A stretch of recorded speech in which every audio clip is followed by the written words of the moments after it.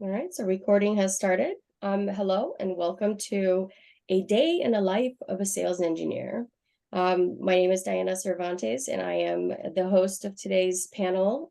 And today we'll be speaking with folks that have been in the industry for quite some time, and some that are fairly new maybe. And they have a lot of information to share with us today to allow you to kind of see what it's like to be a sales engineer. I have been on the board of NAASE for almost the beginning, and I've been honored to kind of see this whole movement of sales engineering evolve and come to life and become as big as we are today. So I'm excited to be part of this, and I'd like to introduce the panel. We'll have them introduce themselves, and then once we get there, we're going to have a couple of questions that we prepared that will allow them to share their experiences with us. Towards the end, we'll have some time left over for some questions, and I'm sure you'll have some awesome questions that we can share, and we'll go from there. So let's make this a fun discussion, and let's learn a lot. Thank you so much. And before I start, if you have not become a member of our wonderful organization, I'd urge you to consider to join us. We are very valuable in what we offer. We have the right people at the right time if you'd like to have questions answered or guidance, and not just that, but also some valuable, I don't want to say discounts, but value given to you to help you get started with a lot of things. Additionally, we also are at our first conference. So Vivin is having their own conference in San Francisco, and it's called Unexpected. So if you'd like more information, join us on our website and check it out and see how you can get there. Or you can email me at any point, and I will put my information in the chat, and I'll help you guide you through it. So that said, I'd like to get started, and we'll start from the top of the list, and we'll go through with introductions. So Arjun, take it away. Hi, everyone. Very nice to be here. I'm Arjun. I'm based out of San Francisco. I've been in the pre-sales space for about 5-6 years, working at Data Robot, OpenTech, enterprise AI/ML platforms. And most recently, I started a company called Advisor.ai, focused on democratizing career advice through technology. Excited to be here. I'll pass it over to Meg. Yeah, hi. Nice to meet everyone. I'm Meg. I'm based out of Texas. I started sales engineering back in 2012 in the prop tech space, and I've held both individual contributor roles and leadership roles. And yeah, I started out as a customer of a software provider and applied to them for a sales engineer and landed the role, and I never looked back. So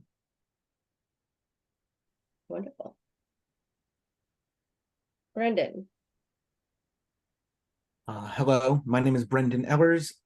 I'm with Cloud Software Group, formerly known as Citrix. I've been a sales engineer for about 13 years now. I started at Citrix fresh out of college as a kid knowing nothing about technology, and I've loved just about every day of my job since then. Fantastic. Franz. Hey, everybody. My name is Faraz Hussain. I am a solutions consultant at Follows, and I've been in the SE business for about 8 years, in everything from IoT to petrochemical to SaaS as of today, and been into business analysis and product management for that. And just to echo what everybody has been saying, as soon as I became an SE, I did not want to do anything else other than this.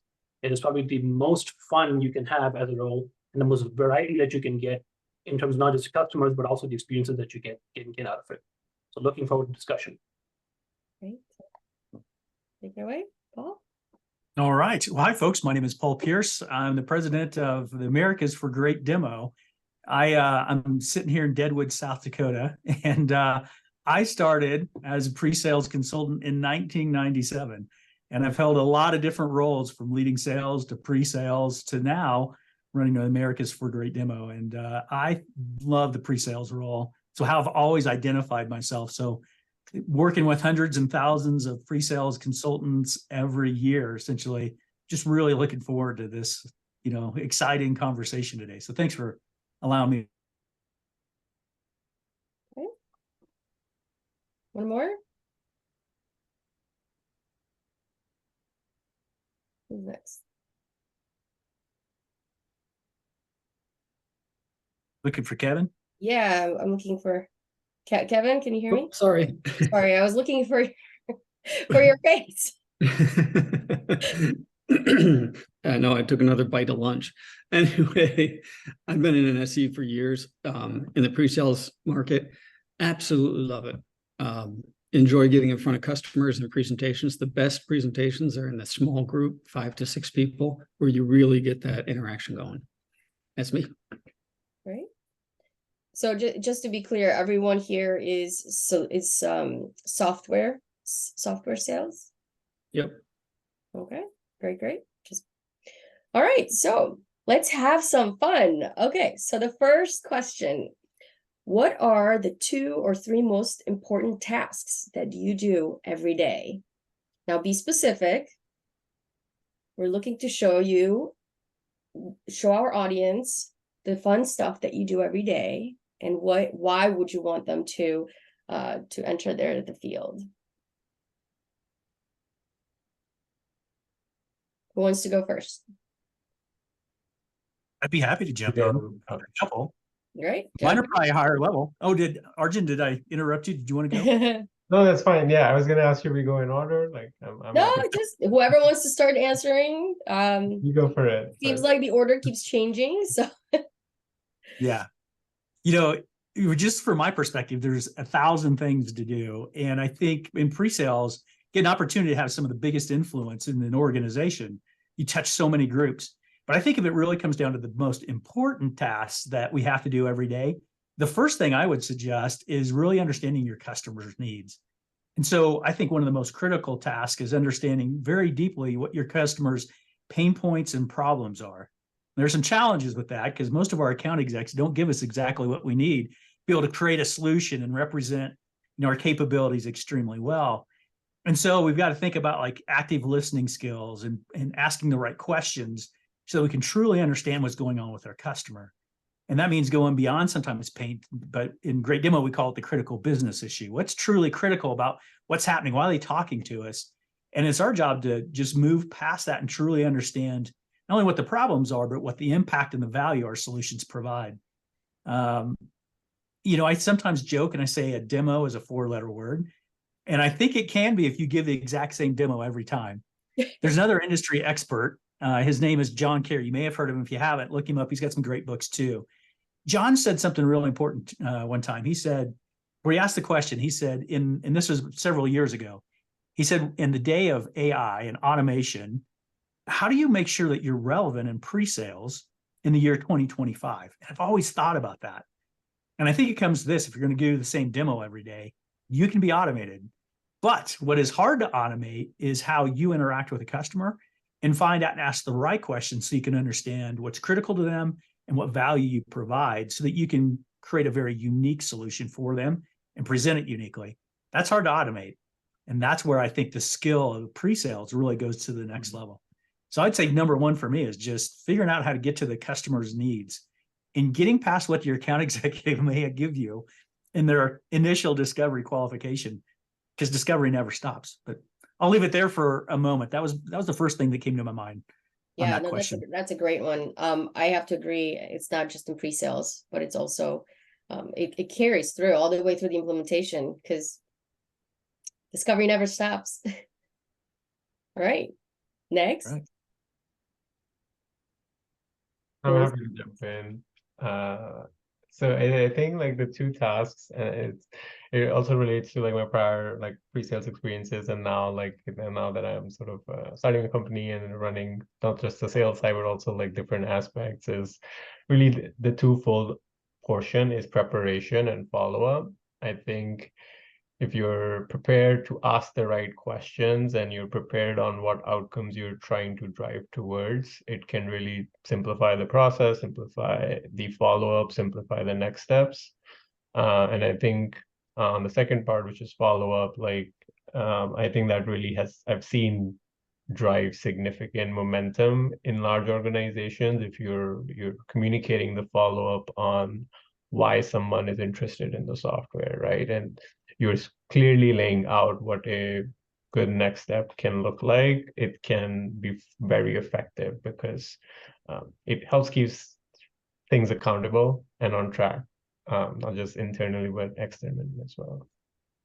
Mhm. No, that's a great one. It's a great one. I think I'm going to just add on what both Paul and Arjun said. The two things I would definitely highlight, of course, preparation is you want to make sure that you're talking to the value that's relevant in that solution for that particular account and customer. So as Paul pointed out, demo is repetitive, but at the same time, it's tailored as well. So you're actually saying, this is why this matters to your particular pain point, why you need to have this. You're actually creating the urgency for them to say, hey, I don't want this 6 months from now. Oh my God, I need this today. And this has to make my problem, solve my problems to right now. And kind of echoing after Paul, which is funny, which you mentioned with the AI pieces, I was just going to add to that. With AI, the ones you're going to be relevant are the ones who are using AI today to enable a job. As a great example, what I've kind of set up is almost like a cadence with my AEs is we actually kind of feed in the profiles to AI of what we're doing from the company side and also some of the people who are in the meeting, and what you do actually bounce off some of our ideas and questions to see what we might actually get in responses. And surprisingly, even though ChatGPT and all AI tends to hallucinate and there's all sorts of issues with it, we do actually get some insight as to what we can expect at the meeting and get better prepared. The other thing I'll mention though is learning.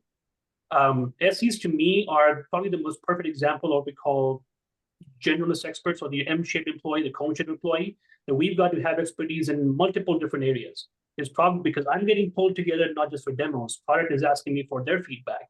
Marketing may be asking me for what they're hearing in the field, or maybe on the product marketing side. So in SE, you cannot stop learning.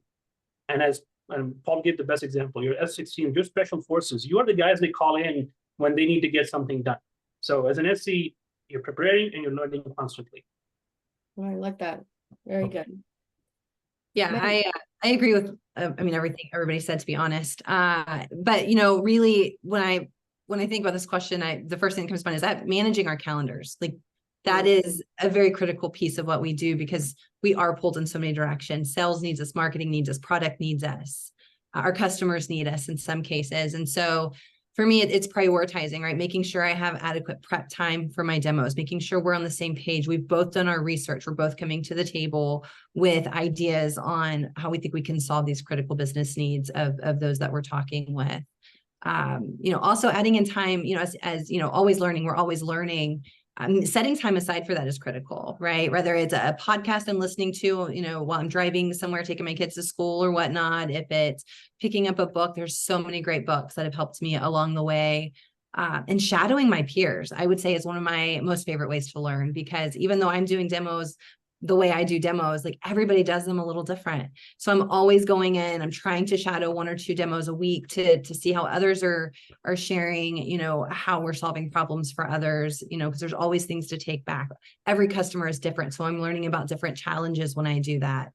And so, yeah, That's a good one. I really like that one. Shadowing. Again, it applies to all other forms of the interaction with the customer as well. Brendan.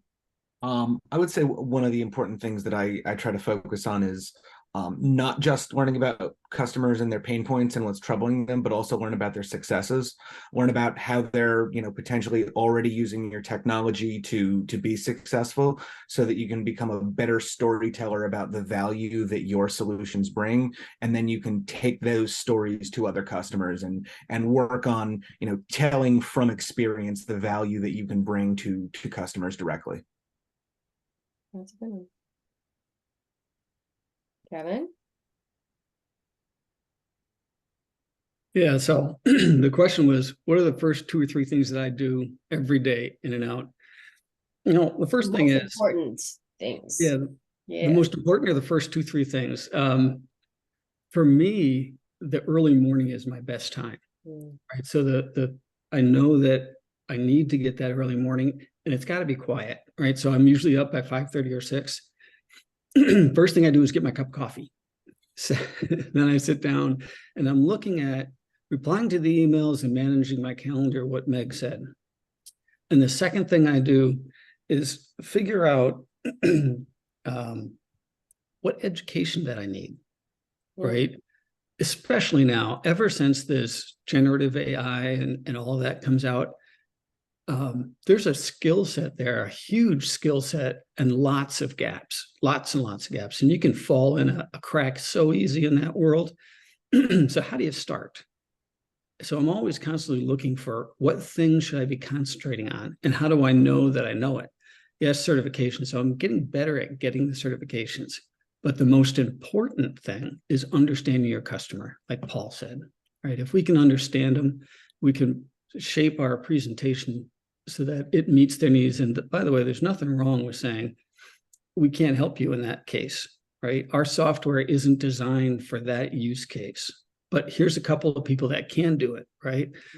And I think that's probably the biggest thing we can help ourselves with, in my opinion. Definitely becoming the solution, being part of the solution, even though you're not part of it per se, but having that client's good interest at heart goes a long way, for sure. Totally. Very interesting. So just so you know, I'm writing a couple of notes, and I'm going to have a little summary of all the things that we say. So that's going to be interesting. All right, moving on to question number 2. What has been your most difficult client interaction to date? No names required. Let's see. Let's start with Paul. You said no names, and I immediately Well, had no names, as in like don't say your client's interaction, who you had a difficult interaction with. But since you guys, yes, let's start with you. Yeah, I'm actually thinking one. It is clear as day. It was probably all the way back in 2002, or right around that time frame. And I'll give you his first name. His name was Robert, and Robert was was he tough? I'd call him a burn victim. So he'd been in engagement with a previous vendor, and he was not going to be fooled the second time. And so he asked very, very difficult questions, and he wanted everything that we said or done or just proven. They had to be proven to him. And then Robert also was very highly self-educated, and he had a very strong vision for what he wanted. And so I found it difficult to get through some of the capabilities in the demo because we were constantly taken off track with Robert's question. And fortunately, he had a very strong influence on the decision. So it was really, really tough. I just remember struggling. And this, Diana, you'll laugh at this. My boss and I went back to the gym that night. We had a punching bag, and we just called it Robert. And we actually just laid into this punching bag because this guy frustrated us so much.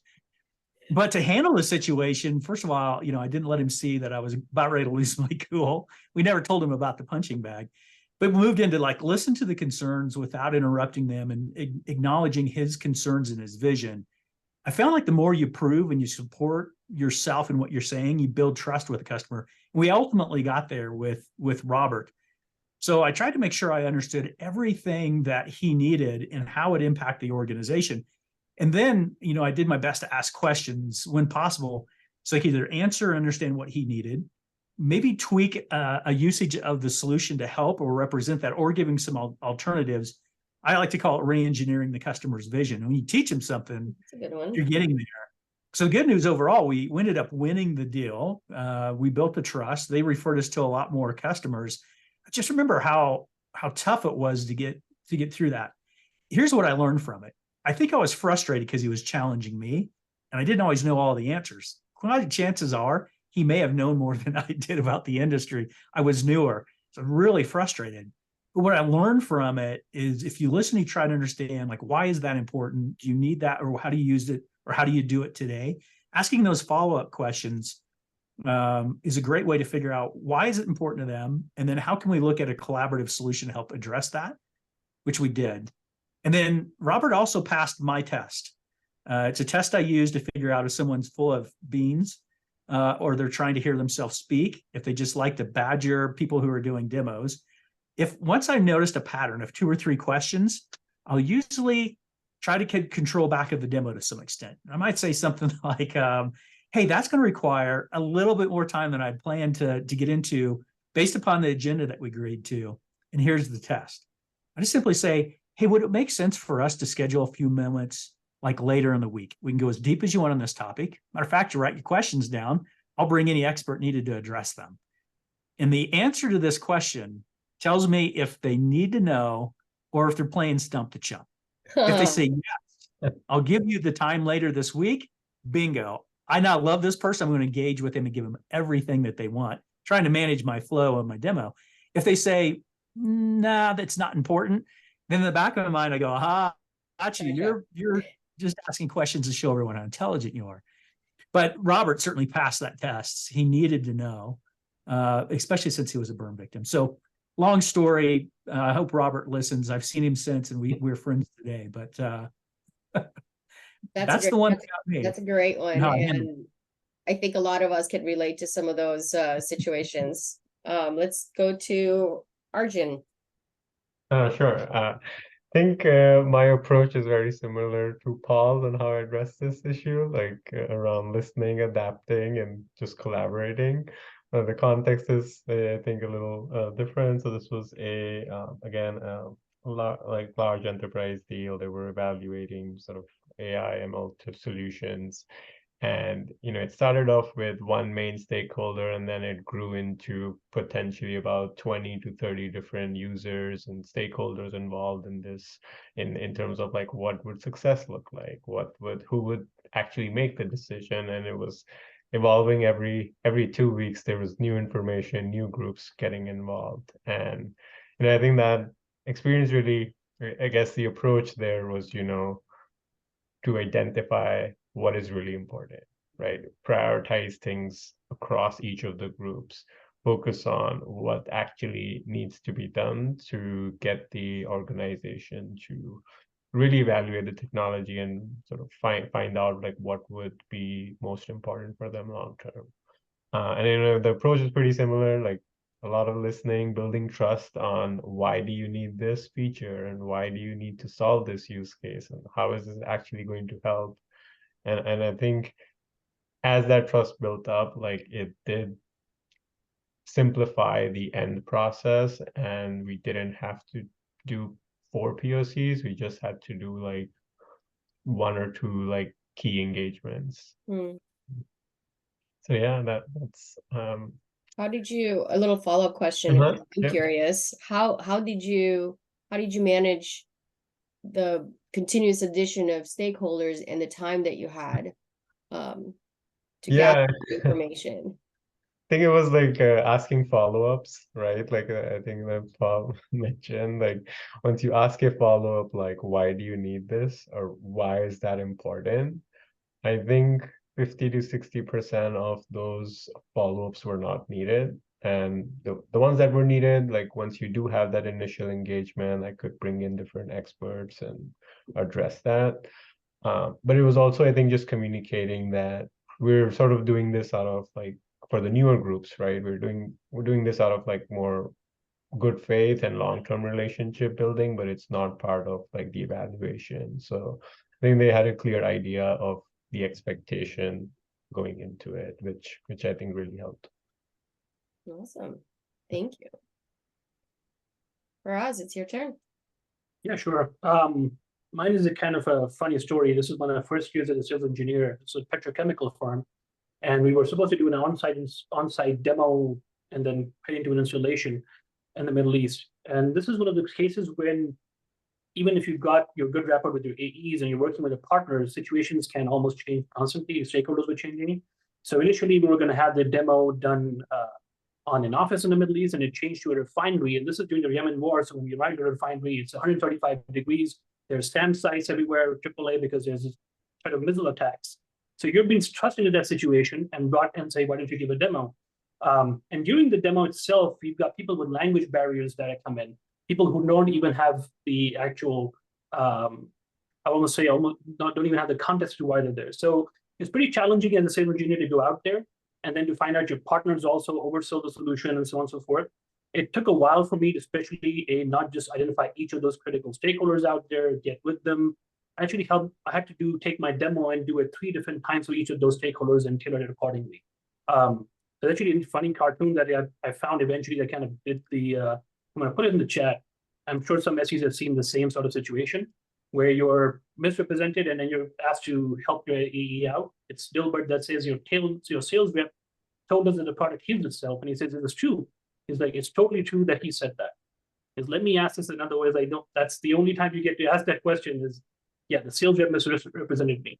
But we had a good outcome. We wanted to install it. The only victim in all of this were chocolates that I picked up from my fiance, which kind of evaporated into my suitcase at 125 degrees. So that was a fun one. Oh, funny. On different levels and scary at the same time. Wow. All right. Who do we have next? Meg. Oh, you're still on mute. Yeah, thanks. So yeah, I have similar stories that some have shared, but one interaction that really came to mind that still sticks with me is one of those times where the AE just didn't have time for prep, right? And so you just say, okay, like I'll show up, I got your back. But we showed up and we're completely blindsided. So the proper expectations weren't set. There was no way I was going to be able to demo what they said I was going to demo that day. It was completely out of my control.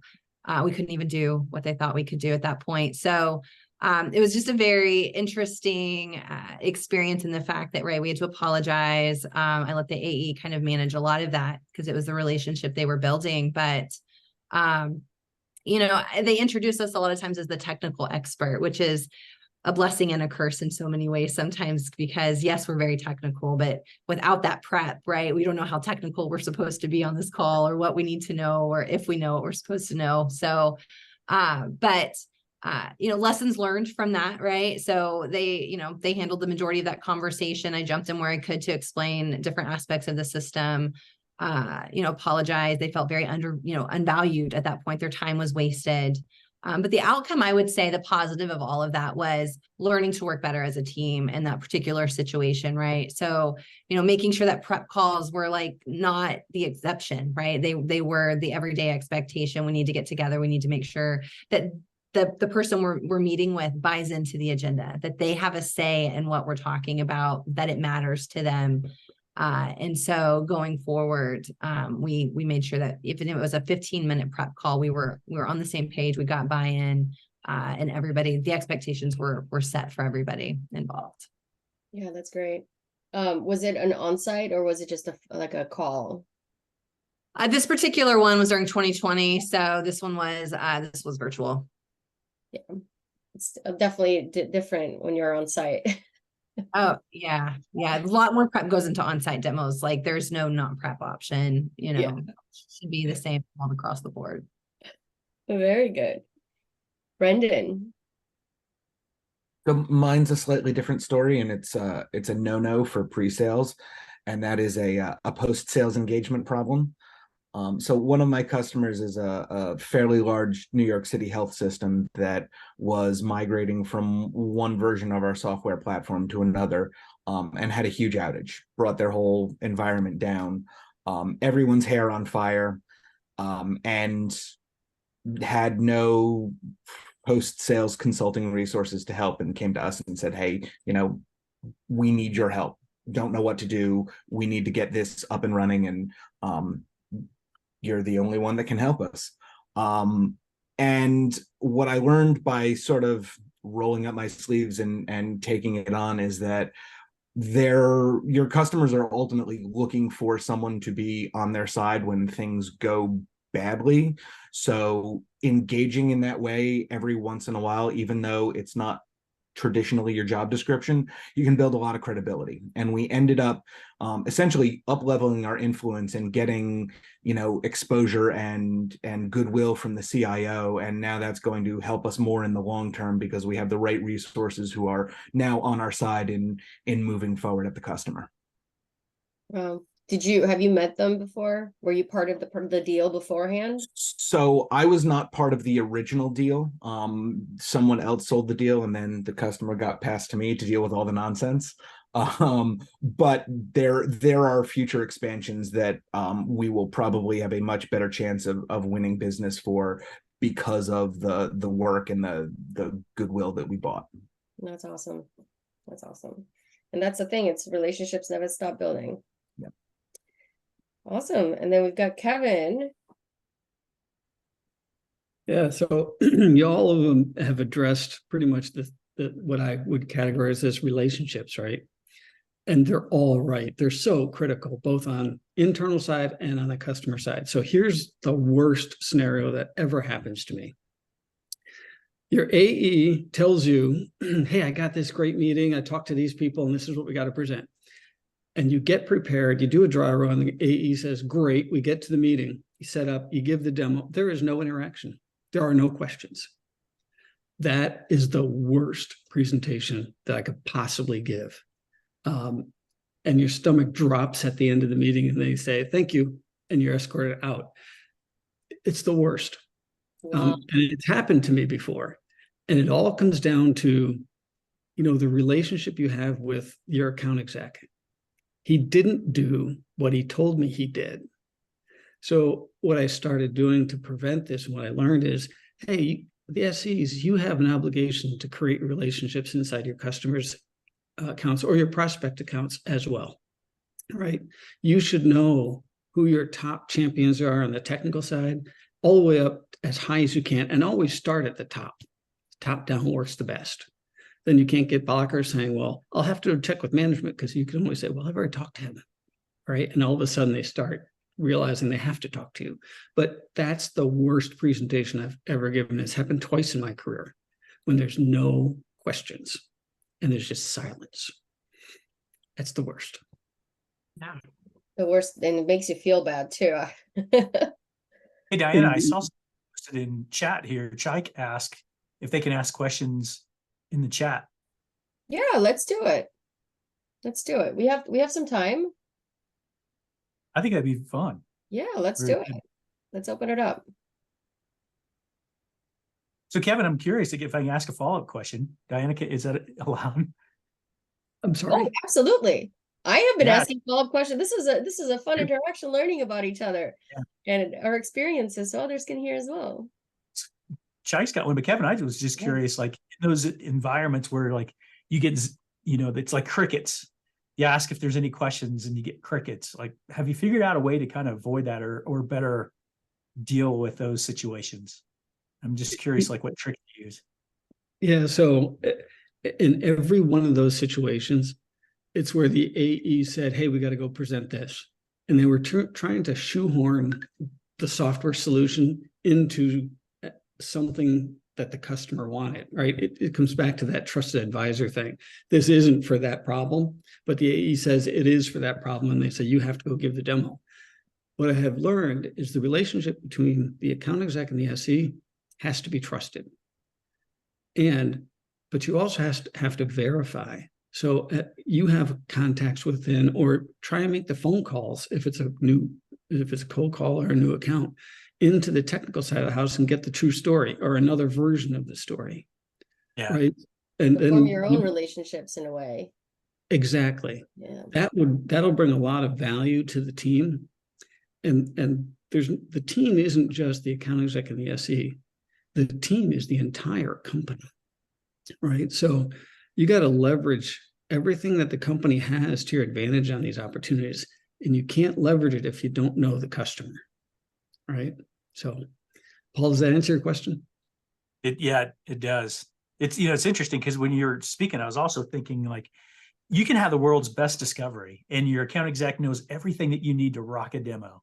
But I'm curious, how many of us here in this panel have ever had that beautiful discovery and you go in and there's 5 more people in the room you've never even met.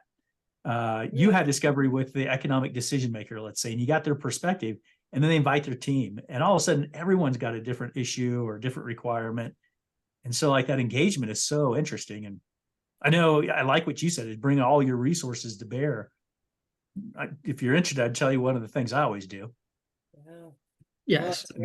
Ask a lot of questions of the customer as I'm going, which is, hey, I just showed you that and showed you how easy it was, but I'm curious, what's your feedback and what's your thoughts? Can you see how that would help you? I'm always asking a bunch of crazy questions, whether it's training or it's in demos, just trying to get that customer talking and almost like teaching them up front. This is going to be very, very interactive. Yeah. But anyway, yeah, I feel for you, Kevin, because I've been there too. And I think a lot of us have. Any questions? And it's nothing.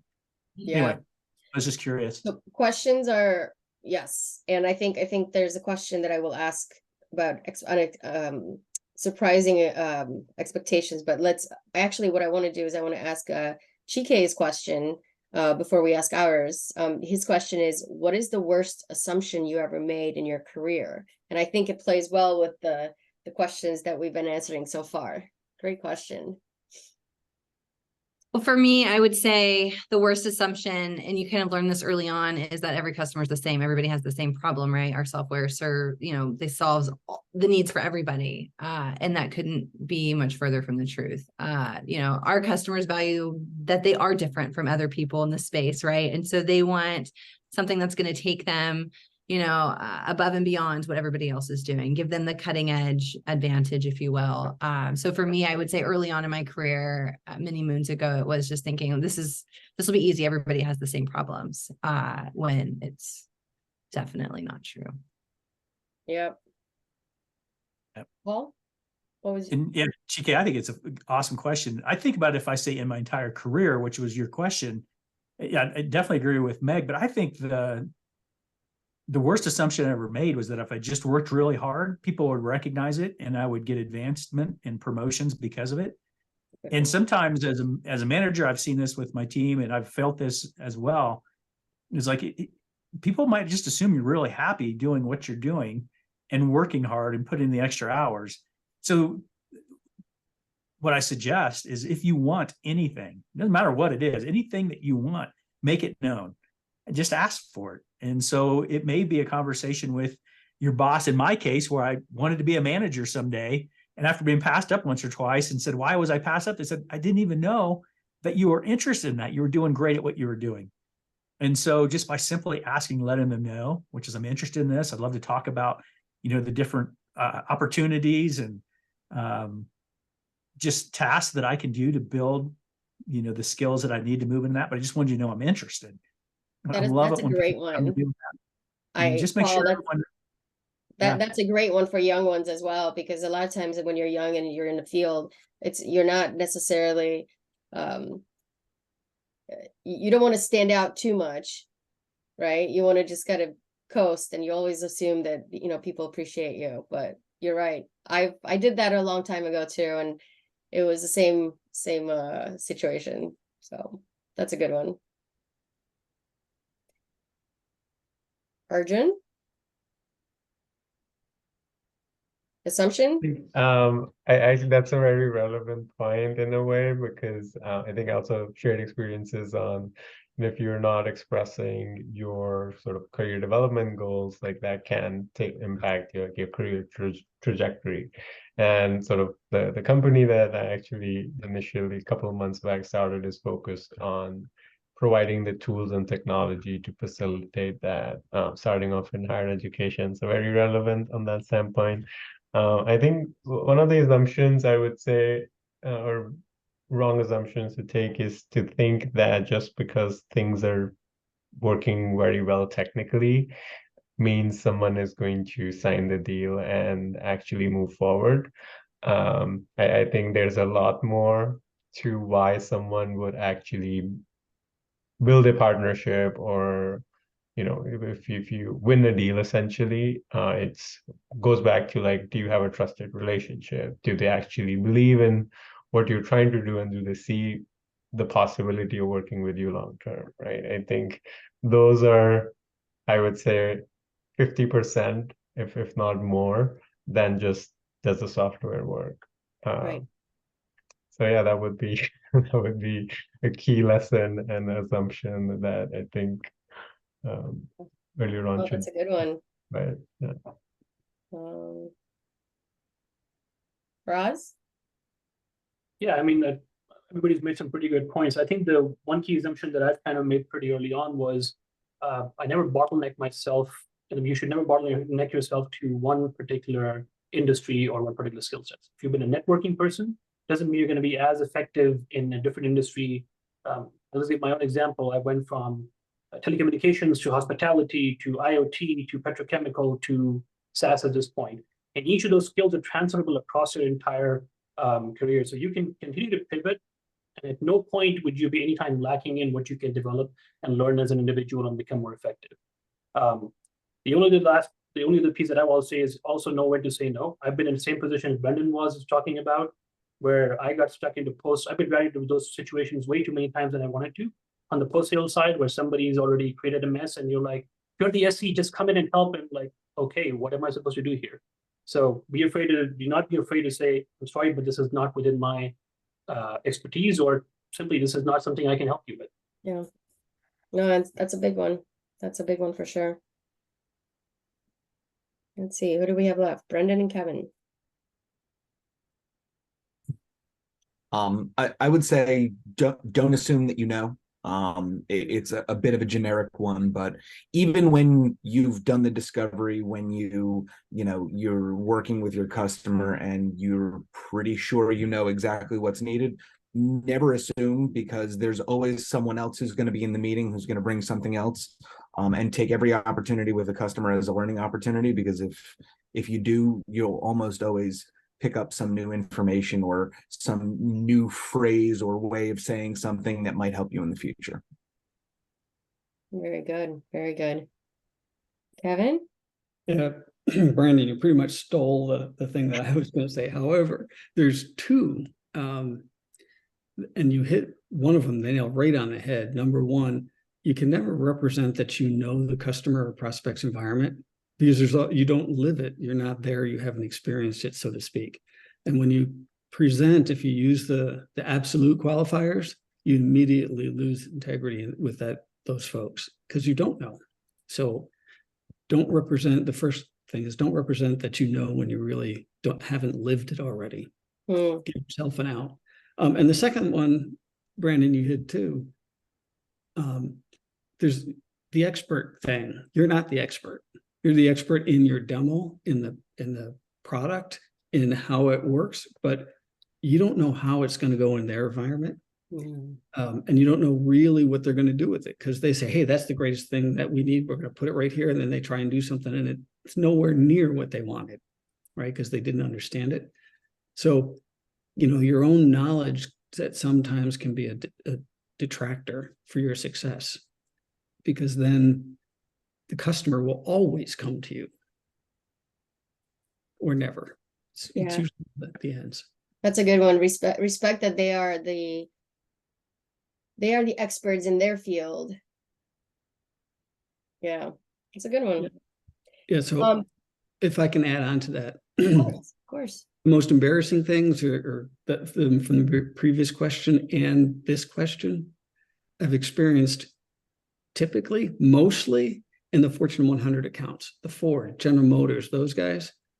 And by the way, those guys love to come to meetings and sit there and listen to you, right? The smaller companies seem to have a lot more energy to make things happen, to go forward. The big groups, it's like a ship. They're very slow to move. Yeah. So they'll come and listen, but that doesn't mean they're going to move. It'd be like they might move a degree in the next year. But so I'll just offer that. That's an interesting insight. I definitely can relate to that as well. In terms of just switching software, for example, even switching browsers. I was working for a company that was still using Internet Explorer like 5. I'm just saying, but like a really old one that no one else used anymore. So we actually are 13 minutes away. I do have one fun question that I'd like to ask the panel. And then there are a couple of questions that came in for some of our panel members. So let's make this last question a quick and sweet and fun one. And let's move at some questions in the panel. So name a surprising or unexpected element of your job.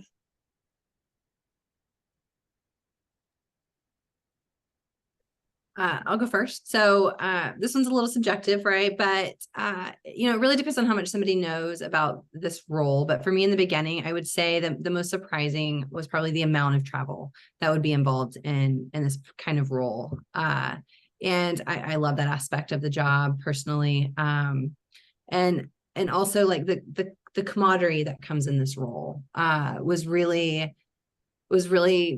kind of surprising in a way, but also very awesome to me, because I've obviously worked for companies for a few decades now, but something about this role where you are kind of the central hub for a company, product, marketing, sales, the services departments, like they're all coming to the sales engineers. They all need to know something about a customer or product or what's going on in the market, what we're hearing on our calls. So it's been a lot of fun. I think that's a very fun aspect of the job. There's a lot of value in that. Being able to provide that feedback and help kind of move things along in different areas within the company is a lot of fun as well. So awesome.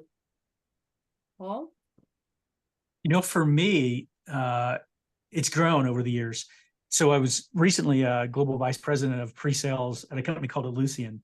And I learned this and realized how I'd missed it my entire career.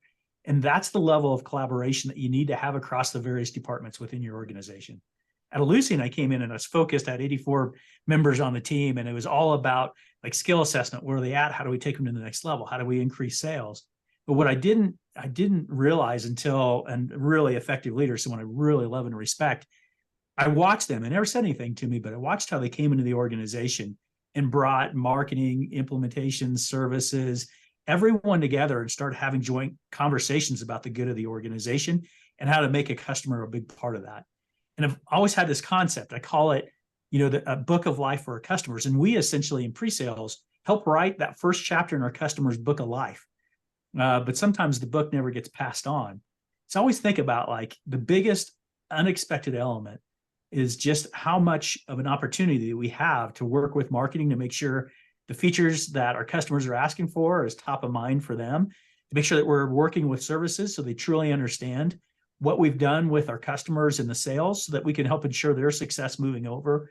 And then even after that with customer success, also sharing those components of what we learned in the sales cycle. And I think when we do that, with happier customers, we advance, the needs of the company and the customer so much faster. So that to me is it. It's just the amount of collaboration, opportunity that we have.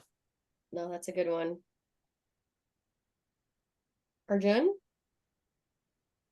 Yep. I think the most, surprising aspect here would be that the partnership and collaboration with the sales and account executive team can significantly impact your personal career and also the opportunities and use cases and companies you will get to work with.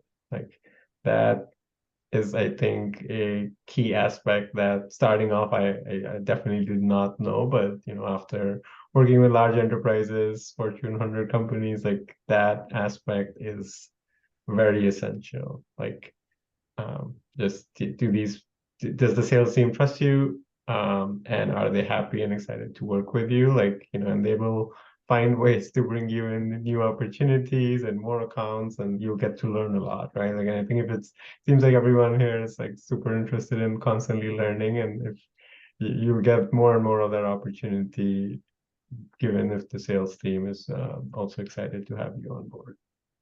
So yeah. Faraz?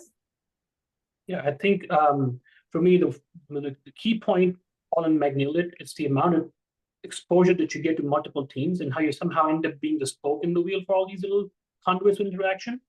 But the second thing I found pretty surprising was the amount of empathy that you need to have for the customer, because a lot of times the SC is the customer's champion in a way.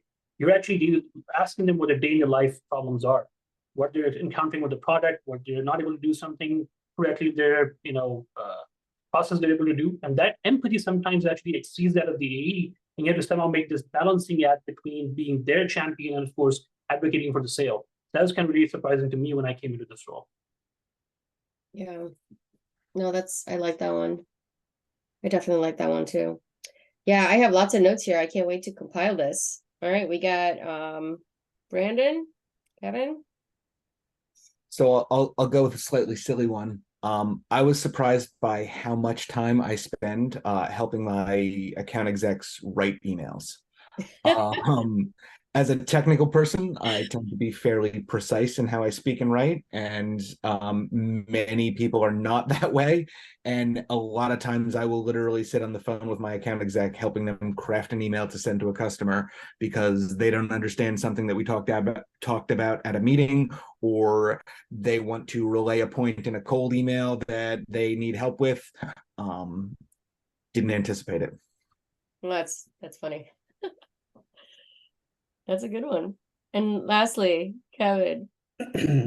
Yeah, this one was another hard lesson to learn, but it was extremely enjoyable when it actually happened the right way. And it's called the power of brevity.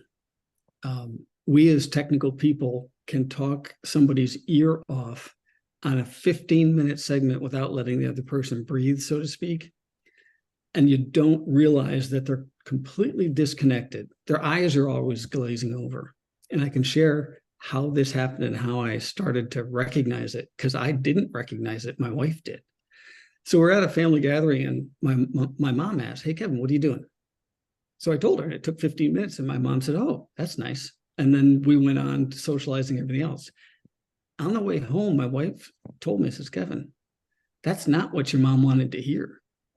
You have to come up with like a 10-second thing of what do you do? And you can't put it in 15 minutes. So the power of brevity and understanding it. And if you really think about it, executives and corporations don't have time. So what is it that you want them to remember about your presentations? And it can only be 2 or 3 things, right? And you got to hit it, and you got to summarize it, and you got to hit all those things. And you got to be consistent with your account exec and the messaging that you're having. So just thought I'd share. Yeah. Oh man, that's ending on that a good one for sure. Woo. In the spirit of that, we have almost 5 minutes left, 6 minutes, and let's get some questions from there. So I think we have one for Paul, and says, "How would you describe your first ever sales demo presentation?" I think it'd be hard to describe without using curse words. It was a mess. I was right out of college, working at a very small consulting organization. They did services and they tried to build some software.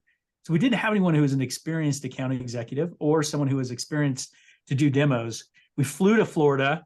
We got there and it kind of made it up on the fly, and it went horrible. We wasted tremendous amounts of time and money. It was embarrassing. We had no plan other than just walking through some capabilities.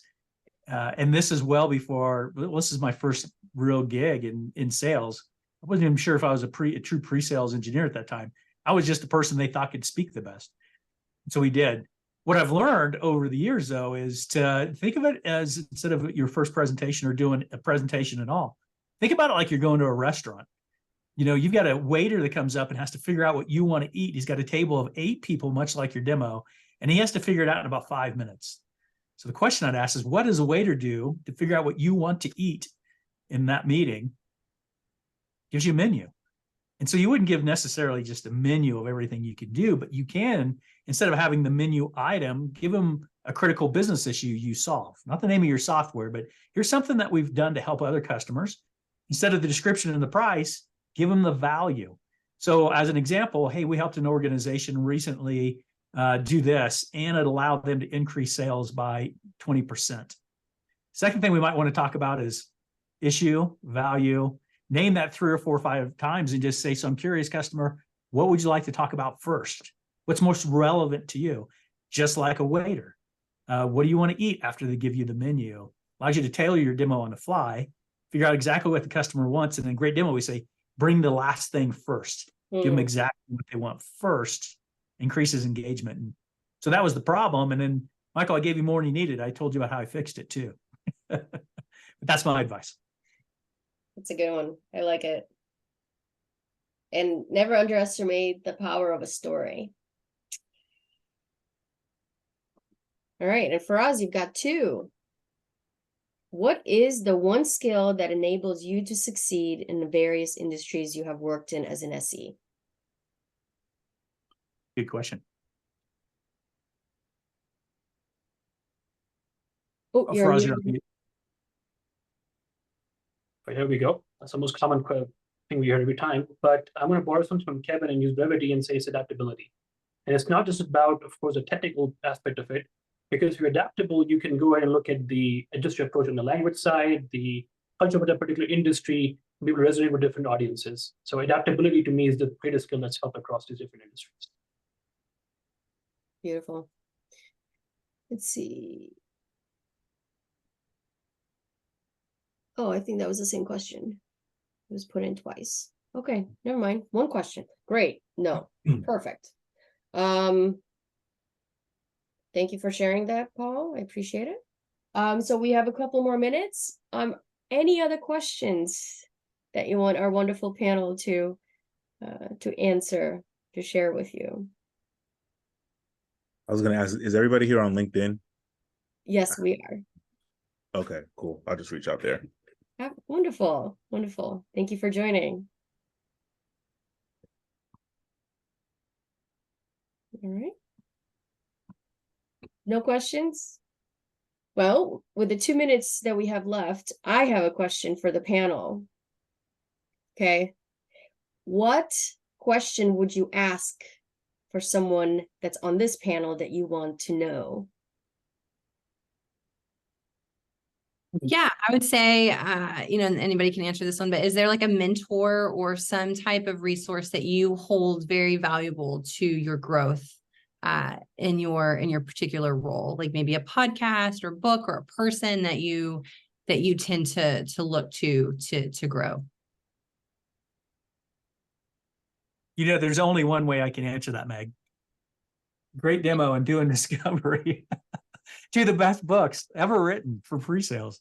Paul, I want the last version. My friend Peter Cohan, sorry. Yeah, I love it. I love it.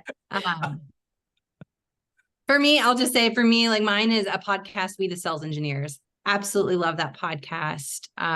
Lots of value there. And you get to listen to, sales engineers from all industries. It's not just one industry. And so I've found a lot of value in that particularly. So Great. Would you mind sharing the link in the chat so that way everyone else can join it? I actually listened to that as well, and I do find it very insightful. All right. We are at time. Thank you everyone for joining. This has been a wonderful session. Please reach out to us. We're all on LinkedIn, and any questions that you might have. And I will stop the recording and close this off. Thank you, everyone. This was a lot of fun.